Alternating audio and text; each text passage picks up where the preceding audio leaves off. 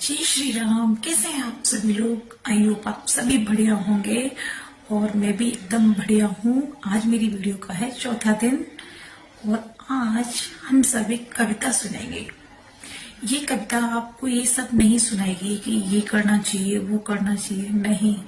ये कविता एक चरित्र को लेकर आपसे प्रश्न करेगी और जब आप उन प्रश्नों के उत्तर को जानने के लिए जाग उठेंगे तो ये कविता आपके जीवन को पूरी तरह बदल देगी।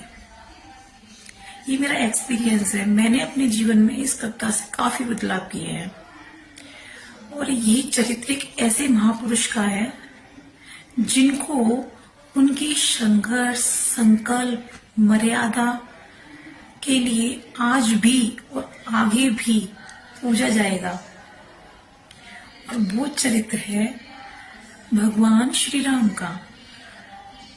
चलिए तो कविता सुनते हैं, लेकिन कविता से पहले एक बात कहना चाहूंगी कि ये कविता मुझे याद नहीं है, मैं देखकर बोलूंगी। प्लीज आप लोग ये कमेंट मत करना कि देखकर बोल रही हैं, और कविता पसंद आए तो लाइक करना, वरना मत करना। ओके, चलिए तो कविता सुनते हैं। स्टार्ट। कल मुकुट जिस पर साजना था, कल मुकुट जिस पर साजना था, अब उसे सब कुछ त्यागना था। निर्णयों के द्वंद से एक बालपन का सामना था। वचन भी था थामना, वचन भी था थामना और धर्म भी था मानना।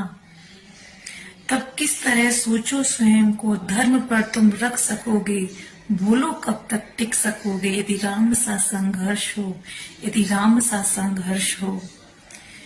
प्रजा तो बस राम की थी, प्रजा तो बस राम की थी, दुनिया उसे तो जप रही थी। वचन ही था तोड़ देता, वचन ही था तोड़ देता, धर्म ही था छोड़ देता। पर पीढ़ियां क्या सीख लेंगी, राम को चिंता यही थी।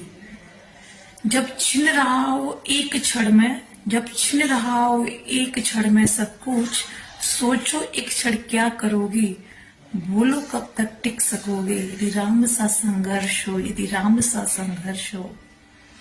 केवट न जाने क्या किया था, केवट न जाने क्या किया था, सौभाग्य जो उसको मिला था।